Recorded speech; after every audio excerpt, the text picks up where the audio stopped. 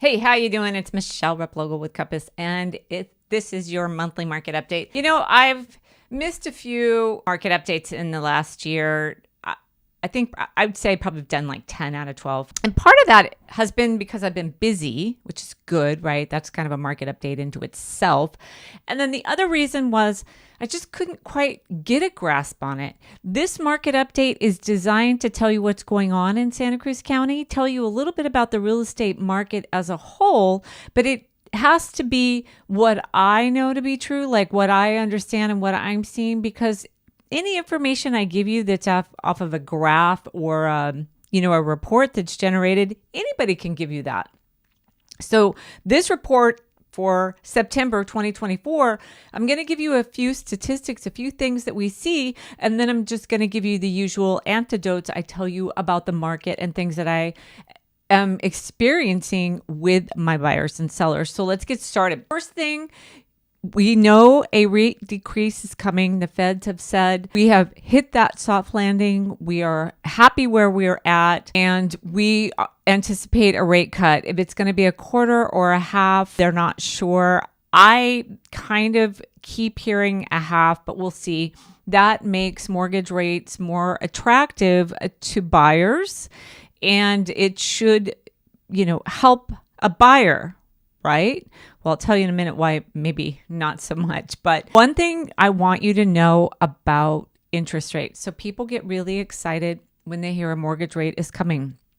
Just so you understand, good news is bad news for the economy. The job rates number, if it's lower than anticipated, or it's bad or even corrected to a lower number, can and will cause a rate cut because they want to stimulate those job growths or that job number or another number that has come in bad as well. So when you see rates go down, just understand there's going to be a pain point somewhere for that. There's just always something. The good always comes with bad.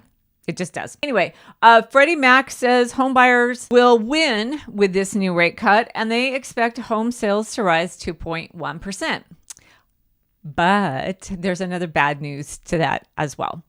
For California, as buyers understand, and this is what I want you to hear, sellers, understand your buyers are still going to struggle. They're going to struggle with insurance. They are going to struggle with the buyer agent concession change and how buyers agents are paid. Some sellers are going to dig in and not want to pay that, and that will increase their cost. So for you as a seller, you're like, well, they got to pay their agent. I'm not worried about that. And they got to get insurance. I had to get insurance. But understand, if your property is not priced right or isn't a high fire zone, you need to be really, really careful about how you price your property or how long you want to be on the market. Because what I've seen is houses that sell quickly are in the best location and priced really well or priced aggressively, and then the price is brought up to the market, meaning multiple offers. So those are just the things that we need to understand about what's happening right now. I also want to add in a statistic from a real estate group that I follow. They said something that you need to understand, buyers, about your sellers is over 2/3 of homeowners have paid off their mortgage or have at least 50% equity. That is one of your reasons of why there's low inventory. They just don't owe that much on their home, and they're watching that account grow, that equity account grow, and maybe they haven't figured out where they're going, or maybe they don't want to go anywhere. Maybe they're sitting on equity, but they're sitting where they want to be. That causes issues as well for the home buyers that are looking for houses when the inventory is low. Other thing, I heard saw a rumor, out in the internet, Twitterverse as it were, that there is talk of a capital gain reduction with a different administration. Now that would be really interesting, because if capital gains go down for home sellers, I do believe that will increase equity. Now, when you think about, you own a home and you might have bought it for, let's just use myself, for example. Years and years ago, I bought my house for $600,000. And I would expect it might be a little over $1 million. It's a very small house, so I don't expect that it's, worth billions. And I don't want to move. I like my house, so I'm not moving. If you think about the capital gains, I think, well, I don't want to sell it. I don't want to pay taxes on that. Well, my first house, I sold it. I've done videos on this where I sold it and I had to pay capital gains on it because I rented it and I didn't sell it within the window. And I did have a capital gain. Now that rate was 33%. So if you're looking at houses, especially that have been owned for quite a while, and that seller is either renting it out or horrors upon horrors leaving, vacant, empty, might just be because they don't want to pay capital gains. A capital gains reduction might shake loose some inventory. Not a lot, because they're talking, it would be the difference between, I think, about 34% down to 28, but that might be enough to convince somebody to, okay, now's the time. We're going to move to, Wyoming or wherever we thought we wanted to go, or our family moved back east and we want to follow them, and our tax bill will be less. So that's just something to think about. So that equity number is very, very high. And that capital gain tax on homes is high too. So maybe if there was some movement there, we might see some more inventory. Not guaranteeing anything. These are just thoughts that I'm seeing and kind of connecting them. Take it for what you will. Okay, back to the report. Santa Cruz County residential market, year-to-date home sales by price segment. So I had said in a video about 2 months ago, I said, hey, they're saying the median on the west side of Santa Cruz is about 1.314. And I was like, I'm seeing about 1.6 to 1.8. Well, I have been vindicated. I will tell you, there has been 164 sales in 2024 between 1.5 and 1.9. That's quite a few sales. And 308 sales still matching that median number of a lower number, about to 1.5, but that's still more than the 1.3 that I was seeing. I think for a lot of homes, if they don't have a lot of fixes or they haven't been updated or they're just not marketed very well, you could see them sell for less, not staged, not really cleaned or made sweet. Those ones will sell for less. But the ones that are really, really done up really, really well and in a great location are going to sell in that higher end, which may not be the actual median, but still is a very large segment of the sales that are getting a lot of traction.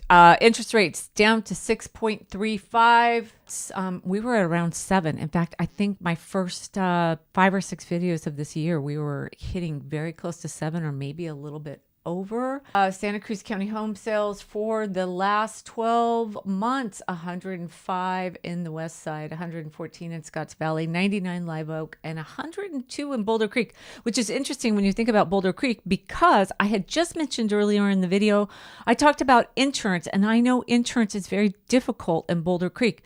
So if we went and looked at all the home sales in Boulder Creek, maybe 2 years ago, maybe that's not right because the fire was in 2020.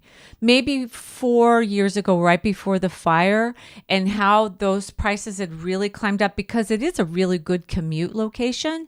But after the fire, insurance made it really, really hard. And the insurance just went up and up and up as the companies canceled and changed their insurance rates. So those prices went down. I think those sellers in Boulder Creek should be commended. I think quite a few of them have been very good about pricing, have been very aggressive and very, very aware of their challenges of selling in their area. So good job in Boulder Creek. That many sales, that the sellers up there have really been paying attention to the market. Let's see. Highest median house value in the last 12 months of sales is Capitola, coming in at 1.65. Underneath that, La Selva Beach, west side of Santa Cruz is 1.57. Again, I really think that is not quite what we actually really see in the market. We can see it in these very very attractive graphs, but maybe not necessarily really predictive of this market when you go out and you actually start shopping. Speed of sale. Let's see. It took the longest to sell a home in Bonnie Doon, where our fires were. The shortest was Watsonville, and then right above that, west side of Santa Cruz. Live Oak 28, Scotts Valley 29. And it just gets longer. There's a lot more statistics to that, but I don't want to bore you with that. Active and coming soon listings on the first of the month for September. 484 listings for Santa Cruz County, house, condo, and townhouse listings. 484. That is the highest of all year. So that's good news for buyers, even though it can be a little bit more difficult. But if you were going to ask me a question and you'd say, hey, Michelle, what should I be asking you about the market? Or what should I, really be doing? I'd say, you should be asking me to send you again this stat booklet so you can target maybe 3 areas of Santa Cruz County of, hey, they have longer time in the market. They don't sell much over ask or at asking price and maybe under a little. That's how you could use these statistics. If you're not dead set on the west side of Santa Cruz or maybe Pleasure Point or some of the areas that really come in with high prices, Capitola, and you wanted to pick a few other areas, you would use this statistics booklet that is down below. And you would just read through there and kind of go, okay, you know what? I do kind of like SoCal. And there are parts of Live Oak that will work for me. And, maybe I should relook at Watsonville. Although their prices are lower, they are moving pretty fast down there. And they have some absolutely gorgeous houses. But it's not the greatest location in terms of traffic.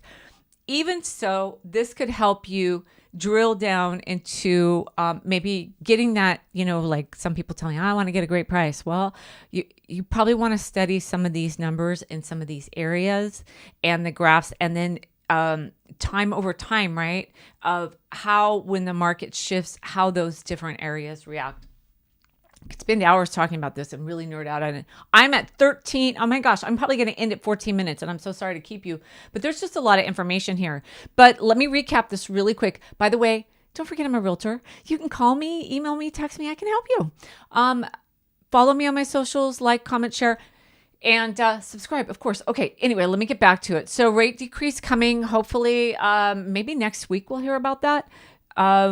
There are quite a few people in the real estate industry that think buyers are going to do well with this rate cut.